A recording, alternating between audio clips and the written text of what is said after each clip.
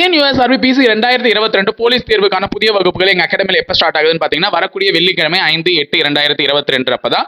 So உடற்பயிற்சி வகுப்புகளும் பாடக்குறிப்புகளும் இலவசமாக வழங்கப்படும் அட்மிஷன் போற எல்லாருக்குமே. ஸோ அட்மிஷன் நடைபெறுகிறது. வேலூர் பிரான்ச்ல அட்மிஷன் போடணும்னு நினைக்கிறவங்க கீழே டிஸ்பிளே ஆகிற நம்பர் 7200400395 அல்லது 398 என்ற நம்பருக்கு கால் பண்ணுங்க.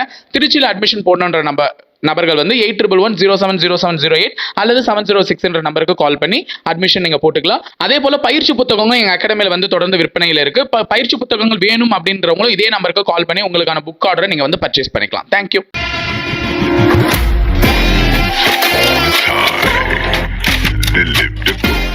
ஹாய் ஸ்டூடெண்ட்ஸ், வெல்கம் டு முப்படை ட்ரைனிங் அகாடமி. ஆல்ரெடி பார்த்தீங்கன்னா சிந்து செமினாரின் கிளாஸ் போட்டிருந்தோம். எல்லாரும் நல்லாவே வாட்ச் பண்ணியிருந்தீங்க, நிறைய கமெண்ட்ஸ் பண்ணியிருந்தீங்க. ஓகேங்களா, எல்லாருமே வந்து கடைசி கேட்கப்பட்ட ஒரு 5 கேள்விக்கு கரெக்டாகவும் பதில் சொல்லியிருந்தீங்க. ஓகேங்களா, கிளாஸும் ரொம்ப நல்லாவே இருந்ததுன்னு நினைக்கிறேன். ஓகேங்களா, இப்போ அடுத்து சிந்து செமினாரகத்தோட பற்றி அடிப்படை தகவல்கள், பேசிக் தகவல் தான் நம்ம பார்த்துருந்தோம் பார்ட் 1 வீடியோவில். நான் சொல்லியிருந்து நடத்தும் போதே பார்ட் 2 வீடியோ இருக்கும் போது அதுதான் மக்களுடைய வாழ்வியல் முறைகளையும் எக்ஸ்ட்ரா இன்ஃபர்மேஷன் நம்ம சொல்ல போறோம் சொல்லியிருந்தோம். அந்த மாதிரி மக்கள் அங்க இருக்கிற மக்கள் 6th 9th இருக்கக்கூடிய புக் ஃபேக்ட்ல எப்படிலாம் வாழ்ந்தாங்க அந்த விஷயத்தை நம்ம பார்க்க போறோம். இது அதிகமா நீங்க நோட்ஸ் எழுத வேண்டிய தேவை இருக்காது, அதிகமா நீங்க கவனிக்க வேண்டிய தேவையா இருக்கும். ஓகேங்களா, இது எல்லாமே நான் எடுத்து முடிச்சதுக்கு அப்புறம் நான் என்ன செய்ய போறேன்னா கடைசி இதுதான் முக்கியம். ஓகேவா, இந்த பாயிண்ட் ஞாபகம் வச்சுக்கோங்க. நான் எல்லாம் நடத்தி முடிச்சதுக்கு அப்புறம் எப்பவும் போல கடைசி வந்து 5 கொஸ்டின் இருக்க போகுது. கொஸ்டினை தவிர வேற என்ன சார் இருக்க போகுது அப்படின்னா, நீங்க சிந்து செமினாரக மக்கள் இப்படிதான் வாழ்ந்தாங்க அப்படி சொன்னா வந்து உங்களுக்கு ரொம்ப கன்ஃபியூஸா இருக்கும். ஓகேங்களா, நீங்க வந்து எப்படி வாழ்ந்துருக்க போறாங்க அப்படி ஒரு கன்ஃபியூஷன் இருக்கும். மேபி புக் வச்சிருக்கிறவங்க புக்ல வந்து மேபி இமேஜ் பார்த்து தெரிஞ்சுக்கலாம். ஆனா புக் இல்லாதவங்க, வீடியோ பார்த்தே படிக்கிறவங்க, வீடியோ பார்த்தே நான் வந்து போலீஸ் ஆகணும் அப்படின்னு நினைக்கிறவங்க நீங்க என்ன பண்ணலாம்னா, நான் கடைசியா ஓகே இந்த டாபிக் நடத்தி முடிச்சதுக்கு அப்புறம் ஒவ்வொரு டாபிக்கை பத்தி நான் இமேஜ் காமிக்க போறேன். ஓகேங்களா, ஒவ்வொரு டாபிக்கை பத்தி இமேஜ் இருக்கும் வித் மேப்போட. அதுக்கப்புறம் எப்படி அங்க வந்து பெருங்குளம் இருந்தது, எப்படி வந்து வீடுகள் இருந்தது, எப்படி வந்து பாதாசகம் இருந்தது, இந்த எல்லா விஷயத்தையும் நம்ம வந்து கடைசியா இமேஜா பார்க்க போறோம். படம் பார்த்து நம்ம கதை சொல்லுவாங்கல்ல, அப்ப படம் பார்த்தா நமக்கு அந்த விஷயம் வந்து மைண்ட் வந்து ஸ்டோர் ஆகும். அதுக்காக நான் கடைசி காமிக்கிறேன். நடத்ததுக்கு முன்னாடியே காமிச்சோம்னா அது என்னன்னு வந்து கன்ஃபியூஸ் ஆயிடும். ஓகே, நடத்ததுக்கு அப்புறம் பார்க்கணும். ஓகே, ஃபர்ஸ்டே மக்களுடைய வாழ்வியல் முறை அப்படின்னு சொல்லி சிந்து சமவெளி மக்களுடைய வாழ்வியல் முறை அப்படின்னு ஹெட்டிங் போட்டுக்கோங்க. அந்த வாழ்வியல் முறையில ஃபர்ஸ்ட் டாபிக்கா நம்ம என்னதான் பார்க்க போறோம் அப்படின்னு பார்த்துக்கிட்டீங்கன்னா நகர அமைப்பு. ஓகே, நகர அமைப்பு இதுதான் வந்து நம்ம ஃபர்ஸ்ட் ஹெட்டிங்ல பார்க்க போறோம். ஒரு 5 சப் ஹெட்டிங் வரும். ஹெட்டிங் போடுறீங்க, அது ஒரு 4 பாயிண்ட் எழுதுறீங்க, அவ்வளவுதான், வேற எதுவுமே கிடையாது. ரொம்ப சிம்பிள். ஓகே, என்ன சார் நகர அமைப்பு போட்டீங்க, கிராம அமைப்பு இருக்காதா? இருக்காது. ஏன் அப்படின்னா நம்ம ஃபர்ஸ்ட் வீடியோ சொல்லியிருந்தோம், இது என்னது, இது ஒரு நகர நாகரிகம் சொல்லியிருந்தோமா, ஞாபகம் இருக்குதா? ஓகே, இந்தியாவுடைய முதல் நகர நாகரிகமே இதுதான், சிந்து சமவெளி நாகரிகம் தான். அப்போ இந்த நகர நாகரிகத்தை என்ன சொல்ல, இந்த நகர அமைப்புங்கிறது எப்படிதான் இருந்தது அதுதான் பார்க்க போறோம். ஃபர்ஸ்ட் நல்ல ஞாபகம் வச்சுக்கோங்க, நீங்க வந்து சிட்டி கண்டிப்பா ஏதாவது சிட்டிக்கு போயிருப்பீங்க, அது ஒரு சில பேர் வீடியோ போறாங்க ஒரு சிட்டியில தான் இருப்பீங்க. ஃபார் எக்ஸாம்பிள் சென்னை, திருச்சி, மதுரை, வேலூர், இந்த மாதிரி வந்து கோயம்புத்தூர், இந்த மாதிரி சிட்டிஸ். ஓகேவா, இந்த மாதிரி சிட்டி எப்படி இருக்குதோ இதே அமைப்பு எங்க இருந்தது அப்படி பார்த்துக்கிட்டீங்கன்னா நம்மளுடைய சிந்து சமவெளி இருந்து. எப்படி சார் இதெல்லாம் பாசிபிள் இல்லை சார் அப்படி நீங்க சொல்லலாம். ஓகேவா, நெட் கனெக்டிவிட்டி கிடையாது, ஓகே, பஸ் வசதி இதெல்லாம் நான் சொல்லல. அந்த வீடுகளுடைய அமைப்பு, தெருக்களுடைய அமைப்பு, நம்ம எப்படி சுத்தமா இருக்கிறோம் அதே மாதிரி அவங்க இருந்தாங்க. எக்ஸாம்பிள் பார்க்கலாமா? எப்படி அப்படின்னா ஃபர்ஸ்ட் அவங்களுடைய தெருக்களுடைய அமைப்பு எந்த அமைப்புல இருக்குது அப்படின்னு பார்த்துக்கிட்டீங்கன்னா சட்டக வடிவில் இருக்குது. ஓகே, சட்டக வடிவமைப்பு. எப்படி இருக்குது? சட்டக வடிவமைப்பு. சட்டக வடிவமைப்பு என்ன சார் அப்படின்னா நான் சொல்றேன், ஜஸ்ட் பாத்துக்கோங்க, நான் இமேஜ் காமிக்கும் போது புரிஞ்சிடும். ஓகேங்களா, இங்கதான் ஒரு வீடு இருக்குன்னா இங்கதான் வரிசையா வீடு இருக்குது. அப்போ தெரு எப்படி இருக்குன்னா இப்படி ஸ்ட்ரைட்டா ஒரு தெரு, அடுத்த ஒரு கட்டிங், அப்படிங்கிற ஒரு கட்டிங், அடுத்து எப்படி ஒரு கட்டிங், இந்த மாதிரி கரெக்டா அந்த டேர்னிங் பாயிண்ட் எல்லாமே வளைந்து கரெக்டா ஸ்ட்ரக்சர்டா இருக்கும். இதுதான் வந்து சட்டக வடிவம். ஓகேவா, இங்கிலீஷ்ல கிரிட் பேட்டர்ன் அப்படின்னு சொல்லுவாங்க. இதுலதான் வந்து எல்லா வீடுகளும் அங்கங்க வந்து அமைந்திருக்கும். ஓகேங்களா, ரொம்ப நல்ல ஒரு அமைப்பா வந்து நகர அமைப்புல சட்டக வடிவம் இருந்தது. அடுத்து வேற என்ன சார் இருந்தது அப்படின்னு நகர அமைப்புல எல்லாருமே வீடுகள் ஓகே, ஓட்டு வீடோ குடிசை வீடோ கிடையாது. எப்படிதான் இருந்தது அப்படின்னா அடுக்குமாடி குடியிருப்புல வாழ்ந்தாங்க. ஆச்சரியமா இருக்குமா? பார்க்கலாம். ஓகேவா, அடுக்குமாடி குடியிருப்பு, அடுக்குமாடி குடியிருப்பு. ஓகே, எப்படி சார் அடுக்குமாடி குடியிருப்பு அப்படின்னு சொன்னீங்கன்னா எவிடன்ஸ் எல்லாமே தோண்டி பார்க்கப்பட்டதுதான். நான் இமேஜ் காமிக்கும்போது உங்களுக்கு தெரியும். ஓகே, எப்படி சார் அப்போ நமக்கு வந்து சயின்ஸ் நம்ம சயின்ஸ்ல படிச்சிருக்கிறோம். சிமெண்டே பாத்தீங்கன்னா ரீசெண்டா தான் 1600களே 1700களே தான் வந்து கண்டுபிடிச்சிருப்பாங்க. ஓகேவா, இங்கிலாந்தை சேர்ந்த ஒரு நபர் தான் பார்த்தீங்கன்னா சிமெண்டே கண்டுபிடிச்சிருப்பாங்க. அப்போ சிமெண்டே இல்லாம எப்படி சார் அடுக்குமாடி குடியிருப்புலாம் கட்டினாங்க அப்படின்னா பாசிபிள் இருக்குது. எப்படி கட்டினாங்க அப்படின்னா செங்கல் வச்சுதான் கட்டினாங்க. ஆனா நம்ம யூஸ் பண்ற செங்கல் கிடையாது, அது சுண்ணாம்பினால் ஆன சுட்ட செங்கற்கள் அப்படின்ற வார்த்தையும் முக்கியம். எப்படி சுண்ணாம்பினாலான ஒரு சுட்ட தீயினால் சுட்டப்பட்ட ஒரு சுட்ட செங்கற்கனால ஒரு கட்டப்பட்ட ஒரு வீடுகள் அமைப்பு தான் இந்த வீடுகள் அமைப்பு. எப்படி இருக்குது? அடுக்குமாடி குடியிருப்பு, ஒரு வீடு, அதுக்கு மேல ஒரு வீடு, மேபி அதுக்கு மேல ஒரு வீடு கூட இருக்கலாம், மல்டி ஃப்ளோர்ட் ஹவுசஸ் அப்படிங்கிறாங்க. ஓகேங்களா? அப்ப அடுக்குமாடி குடியிருப்பு, அதை கட்டுவதற்கு எதை யூஸ் பண்ணாங்க அப்படின்னா சுட்ட செங்கற்கள். இதுதான் அடுத்த பாயிண்ட். இதெல்லாம் முக்கியம், கொஸ்டின் கேட்பாங்க. சுட்ட செங்கற்கள் கொஸ்டின் எப்படி இருக்கலாம்? ரொம்ப சிம்பிளா கேட்கணும் அப்படி ஆசைப்பட்டாங்கன்னா, சிந்து சமவெளி நாகரிக மக்கள் எந்த வகையான செங்கற்களை பயன்படுத்தினார்கள் கேட்கலாம். கீழே ஆஃப் கொடுக்கும்போது ஒரு கன்ஃபியூஸ் ஆகும். படிக்கும்போது அப்படிதானே சார் அப்படி படிச்சிடலாம், கீழே ஆஃப் கொடுக்கும்போது பயன்படுத்திடுவாங்க. ஓகே, சுடாத செங்கற்கள், அப்புறம் சுட்ட செங்கற்கள், களிமண்ணிலான செங்கற்கள், சுண்ணாம்பிலான செங்கற்கள். ஓகே, இது சுண்ணாம்பு தான், ஆனா கரெக்டான ஆப்ஷன் எதுவும் கேட்டாங்கன்னா சுட்ட செங்கற்களால் ஆனது. அதுதான் உங்களுக்கு மேட்ச் தான் ஒரு கொஸ்டின். மேட்ச் தான் பாருங்க, ஒரு ஒன் வேர்ட் கொஸ்டின் கேட்டாங்கன்னா அதுல ஏபிசி 4 ஆப்ஷன் இருக்குது. 4 ஆப்ஷன்ல மேபி 2 ஆப்ஷன் கரெக்டா இருக்கலாம். ஓகே, அதுக்கு நம்ம எது போட்டாலும் ஆன்சருக்கு வந்து கரெக்ட் பண்ணிடுவாங்க அப்படி கிடையாது. 2ல எது பெஸ்ட்டோ அதை தான் நீங்க செலக்ட் பண்ணணும்.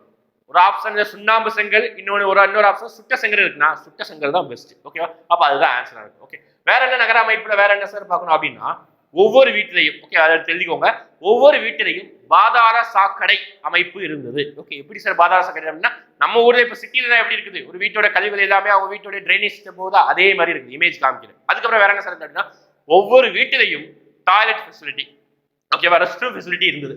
ஒவ்வொரு வீட்டிலையும் கிணறு வசதி இருந்தது. ஓகே, ஒவ்வொரு வீட்டுக்கு முன்னாடியே குப்பை தொட்டி இருந்தது. ஒவ்வொரு தெருவோடி ஓரங்களையும் குப்பை தொட்டி இருந்தது. எப்படி வந்து அவ பக்காவா நீட்டா சுகாதாரமா வாழ்ந்துருக்காங்க. நகர அமைப்பு இதுதான் வந்து அவங்க வாழ்க்கை முறை, நகர அமைப்பு. ஓகேங்களா? இப்ப நகர அமைப்பு பார்த்தாச்சு. இது நீங்க எழுத வேண்டிய பாயிண்ட், பாதாள சாக்கடை அமைப்பு உள்ளது. ஒவ்வொரு வீடுகளிலும் பாத்தீங்கன்னா வந்து கிணறு வசதியும் பாத்தீங்கன்னா ரெஸ்ட் ரூம், அதாவது கழிப்பறை வசதியும் அமைந்துள்ளது அப்படிங்கிற பாயிண்ட் எழுதிக்கும். ஓகே, இது வந்து நகர அமைப்புல பார்த்து முடிச்சாச்சு. நான் இமேஜ்க்கு வந்து கடைசி எல்லா டாபிக் நடத்தி முடிச்சதுக்கு அப்புறம் காமிக்கிறேன். ஓகே, நகர அமைப்பு முடிஞ்சது. அடுத்து நகர அமைப்பு முடிஞ்சதுக்கு அப்புறம் என்ன அப்படி பாத்துக்கிட்டீங்கன்னா, அடுத்து நம்ம பார்க்க வேண்டியது பாத்தீங்கன்னா ரிலீஜன், மத நம்பிக்கை எப்படி இருந்தது.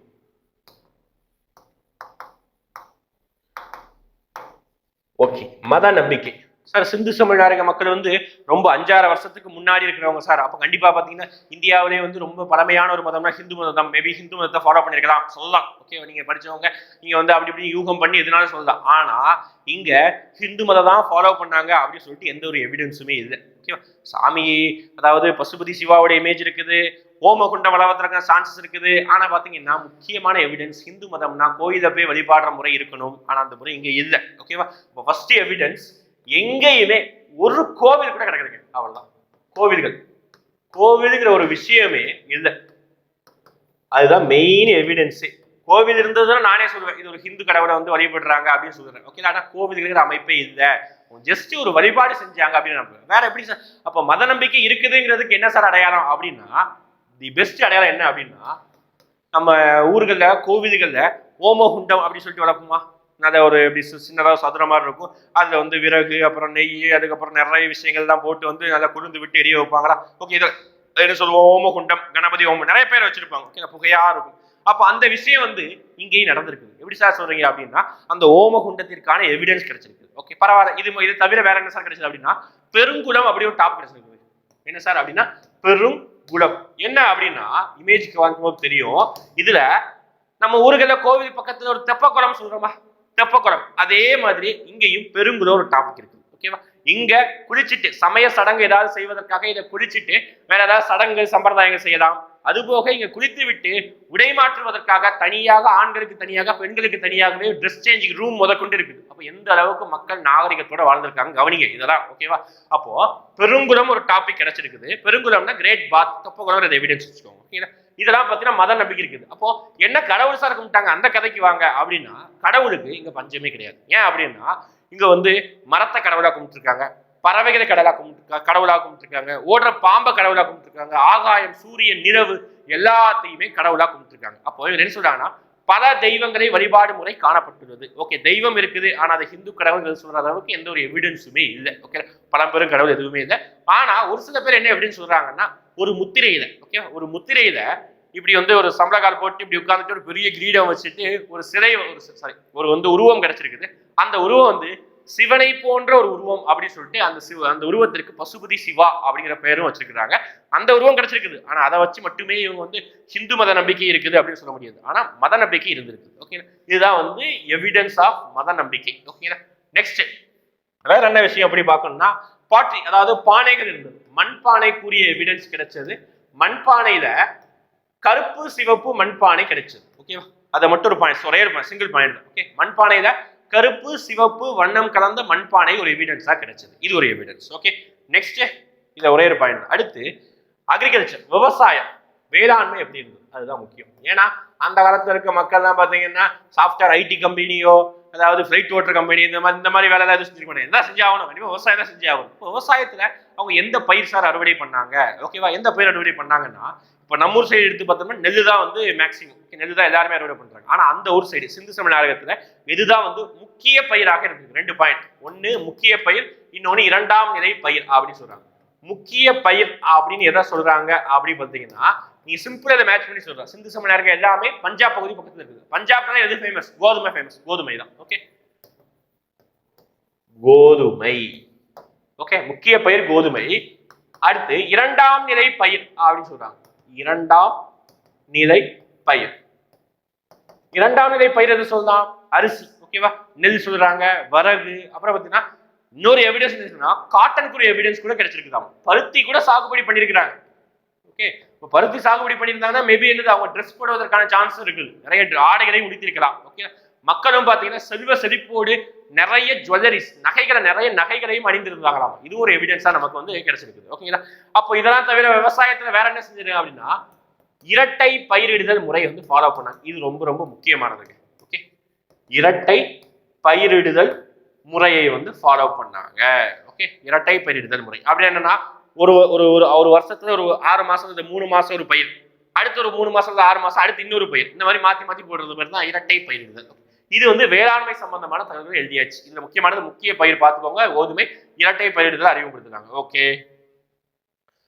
வேளாண்மை முடிஞ்சது, மத நம்பிக்கை முடிஞ்சது. அடுத்து பார்த்துக்கிட்டீங்க அப்படி பார்த்தீங்கன்னா வணிகம். எஸ், வணிகம். அந்த காலத்துல சிந்து சமவெளி நாகரிக மக்கள் எப்படி வந்து வணிகம் செஞ்சாங்க? அவங்க வணிகம் செஞ்சாங்களா? உள்நாட்டுல வணிகம் செஞ்சாங்க, வெளிநாட்டுல வணிகம் செஞ்சாங்க? இதுதான் பார்க்க போறோம். ஓகே, அவங்க கண்டிப்பா வணிகம் செஞ்சாங்க. ஓகே, விவசாயம் மட்டுமே அவங்க தொழில் கிடையாது. விவசாயம் பண்ண பொருட்களையும் நிறைய பொருட்களையும் அவங்க வெளிநாட்டுக்கு கொண்டு போயிட்டும் உள்நாட்டுக்குள்ளேயும் நிறைய சேல் பண்ணாங்க. அப்போ வணிகம் எப்படிதான் இருந்திருக்குது? உள்நாட்டுக்குள்ளேயும் இருக்குது, வெளிநாட்டிலையும் இருக்குது. ஓகே, உள்நாட்டிலையும் இருக்குது, வெளிநாட்டிலையும் வணிகம் நடந்திருக்குது. எப்படி சார் சொல்றீங்க? உள்நாட்டுக்குள்ள நடந்திருக்கும், கண்டிப்பா நடக்காம இருக்க போறது கிடையாது. உள்நாட்டுக்குள்ள எப்படி வணிகம் செஞ்சாங்க அது பார்ப்போம். ஓகேவா, உள்நாட்டுக்குள்ள ஃபர்ஸ்ட் பார்க்கலாமா? உள்நாட்டுக்குள்ள எப்படி சார் வணிகம் செஞ்சிருப்பாங்க அப்படின்னா கோதுமை கொடுத்து நெல் வாங்கியிருப்பாங்கல்ல, அதாவது பண்டமாற்ற முறை அது நடந்திருக்கலாம். அப்படி இல்லைன்னா இந்த அதாவது பொருட்களை விற்க வாங்குவதற்காக அவங்க என்ன பயன்படுத்தினாங்கன்னா முத்திரைகளை பயன்படுத்திருக்காங்க. சீல்ஸ் அப்படி சொல்லக்கூடிய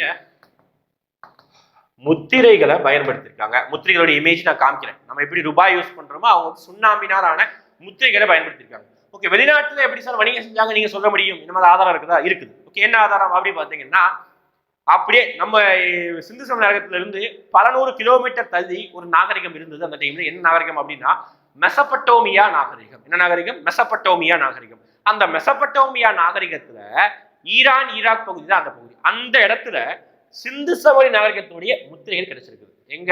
மெசபட்டோமியா அப்படின்னா ஈரான் ஈராக் பகுதியில நம்ம ஊர் சிந்து சமவெளி நாகரிகத்துடைய முத்திரைகள் அங்கேயும் கிடைச்சிருக்குது. அப்ப என்ன அர்த்தம்? இங்க இருந்து பொருட்களோ அல்லது அங்க இருந்து பொருட்களோ ஏதோ வணிகம் செஞ்சிருக்காங்க. இதை விட பெஸ்ட் எக்ஸாம்பிள் நம்ம போன கிளாஸ்ல பார்த்திருந்தோம். ஒரு ஊர் பேரு என்னது? லோத்தல் அப்படின்னு ஒரு ஊர் பேர் பார்த்திருந்தோம். எதுக்காக இந்த லோத்தல் பார்த்திருந்தோம் அப்படின்னா இங்கதான் பாத்தீங்கன்னா கப்பல் கட்டும் தளமும் துறைமுகம் இருந்தது. துறைமுகம் இருந்தாலும் என்ன அர்த்தம் தான்? வெளிநாட்டுக்கு போய் டிராவல் பண்ணிருக்காங்க. கப்பல் இருந்தா என்ன அர்த்தம் தான்? வெளிநாட்டுக்கு போய் டிராவல் பண்ணிருக்காங்க. வெளிநாட்டுல நிறைய பொருட்களை வாங்க விற்க செஞ்சிருக்காங்க. ஓகே, அப்ப லோத்தல் வந்து வெளிநாட்டுக்கு பயணம். ஓகே, அடுத்து வேற என்ன சார் வணிகம் சம்பந்தமான மேட்டர் அப்படி பாத்தீங்கன்னா இவங்க வந்து வணிகம் அதாவது வியாபாரம் செய்வதற்காக குறைந்தபட்ச எடையாக எவ்வளவு வச்சுக்கிட்டாங்க அப்படின்னா முக்கியமானது பாருங்க 13.63 கிராம். இதுதான் வந்து குறைந்தபட்ச எடையாக வச்சுக்கிட்டாங்க.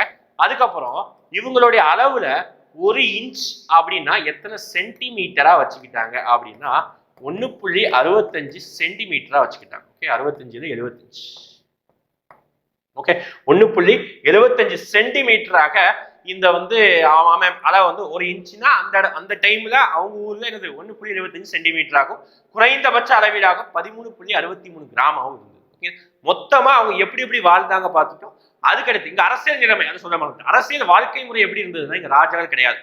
ராஜாக்கள் யாரும் கிடையாது. அப்ப யார் சார் ரூல் பண்ணா அப்படின்னா வணிகர்களுடைய ஒரு கேங் ரூல் தான் கேங் தான் பார்த்தீங்கன்னா ரூல் பண்ணாங்க. ஓகே, இதுதான் இந்த டாபிக். இதோட முடிஞ்சது.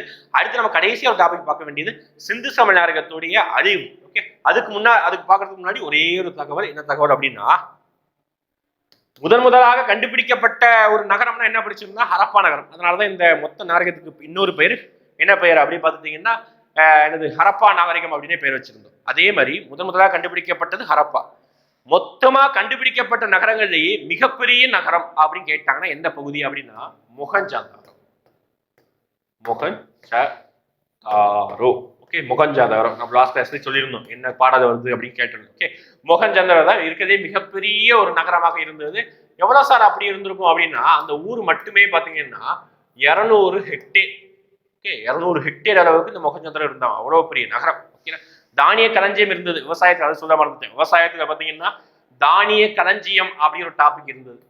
தானிய களஞ்சியம்னா என்ன, ஒண்ணு இல்ல, எக்ஸ்ட்ரா இருக்கக்கூடிய ஒரு சில என்ன சொல்றது அந்த தானியங்களை பாத்தீங்கன்னா களஞ்சியம், தானிய களஞ்சியம் அப்படிங்கிற ஒரு அமைப்புல வந்து சேகரிச்சு வச்சிருக்காங்க. அதுதான் வந்து இந்த தானிய களஞ்சியம்.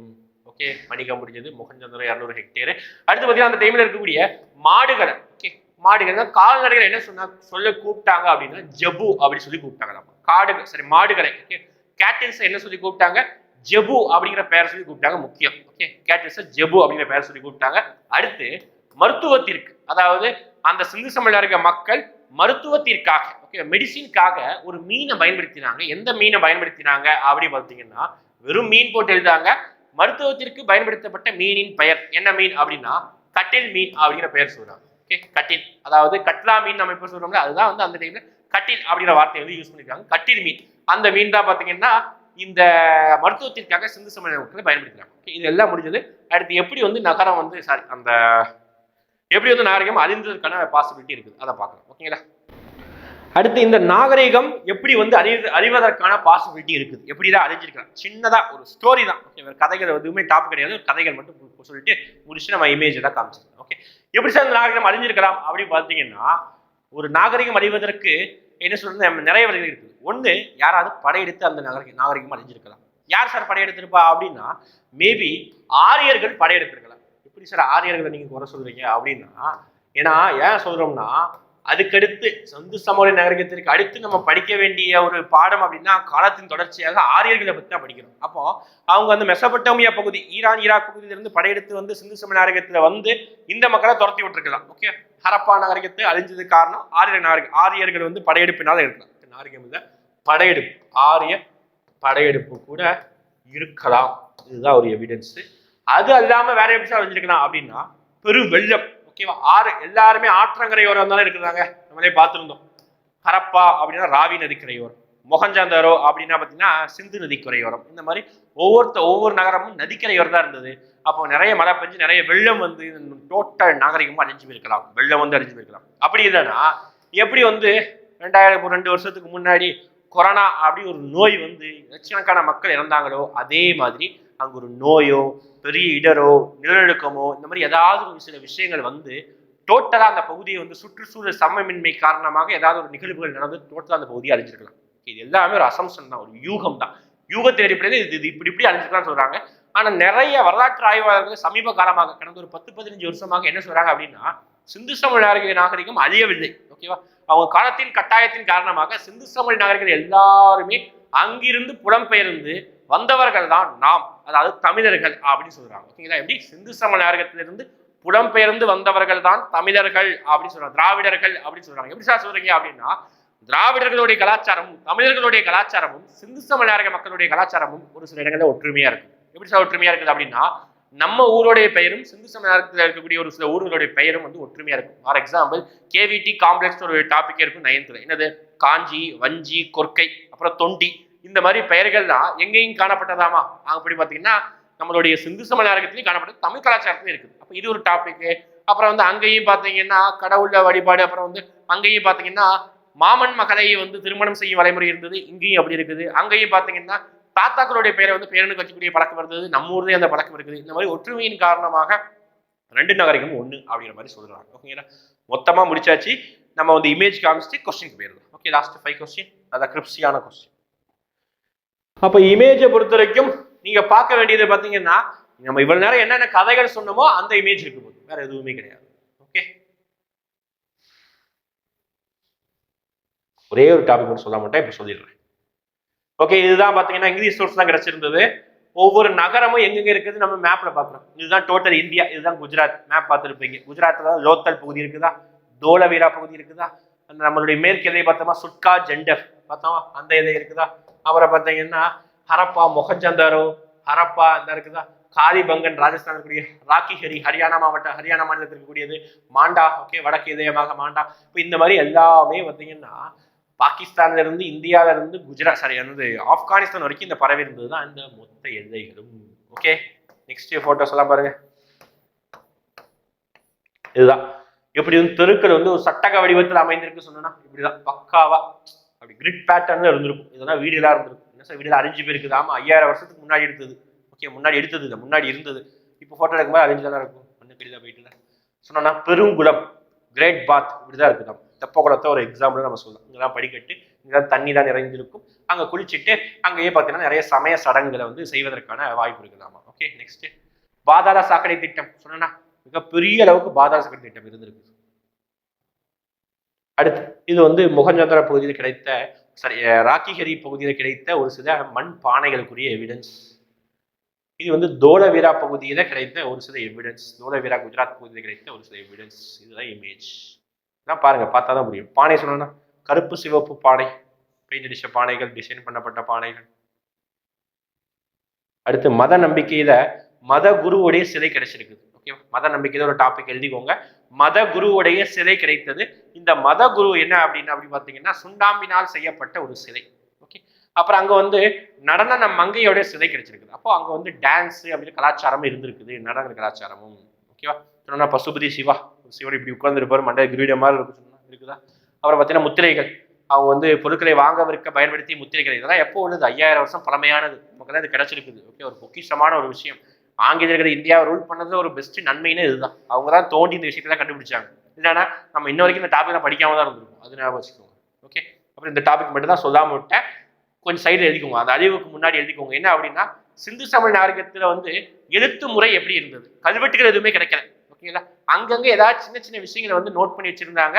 ஒவ்வொரு முத்திரைகளையும் ஒரு சில எழுத்துக்கள் இருந்தது. அந்த எழுத்துக்களை கலெக்ட் பண்ணி இப்படிதான் அவங்களுடைய எழுத்து முறை இருக்குது அப்படின்னு நம்ம சொல்றோம்.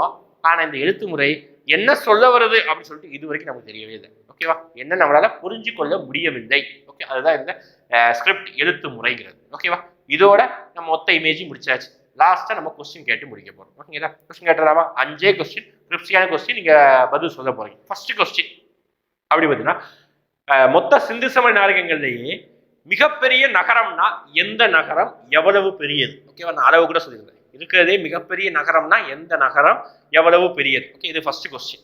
அடுத்த கொஸ்டின் என்ன பார்த்தீங்கன்னா மருத்துவத்திற்காக என்ன மீனை பயன்படுத்தினார்கள்? மருத்துவத்திற்காக சிந்து சமண மக்கள் எந்த மீனை பயன்படுத்தினார்கள்? 2வது கொஸ்டின். அடுத்து 3வது கொஸ்டின் என்ன அப்படி பார்த்தீங்கன்னா அவங்க வந்து பார்த்தீங்கன்னா அவங்க வந்து மாடுகளை, அதாவது கால்நடைகளை என்ன பெயர் சொல்லி கூப்பிட்டாங்க? மாடுகளை என்ன பெயர் சொல்லி கூப்பிட்டாங்க? 3வது பாயிண்ட். நம்ம எங்கேயுமே இங்க பாட்டாக்கு எதுவுமே இயர் எதுவுமே படிக்கல, அதனால இயர் எதுவுமே கேள்வி கேட்க போறது கிடையாது. அடுத்து அழிவுகள் பார்த்திருந்தோம். அழிவுகள்ல ஏதாவது 2 பாயிண்ட் வந்து எழுதுங்க. ஓகேங்களா, ஏதாவது 2 பாயிண்ட் வந்து கமெண்ட்ஸ்ல மென்ஷன் பண்ணுங்க. அழிவுகள் எப்படி எப்படி அழிஞ்சிருக்கலாம் நம்ம சொல்லியிருந்தோம், அது ஒரு பாயிண்ட். லாஸ்ட் கேள்வியா அவங்களுடைய என்ன சொல்லலாம் அப்படி பார்த்தீங்கன்னா ஹெக்டேர் எஸ் ஃபர்ஸ்ட் வருஷம் நம்ம டீச் பண்ணுமே வேளாண் சரி தொடக்கத்துக்கு அப்புறம் வேளாண்மை முறையில அவங்களுடைய முக்கிய பயிர் எது? இதுதான் மொத்த 5 கொஸ்டின்ஸ். கமெண்ட் பண்ணுங்க. அடுத்த ஹிஸ்டரியில வந்து நம்ம ஒரு டாபிக்கை 2 பார்ட்டா படிச்சு முடிச்சிட்டோம். அடுத்த டாபிக் வந்து அடுத்த ஹிஸ்டரியோட அடுத்த பார்ட் நம்ம ஸ்டார்ட் பண்ணுவோம். ஓகேங்களா, தேங்க்யூ.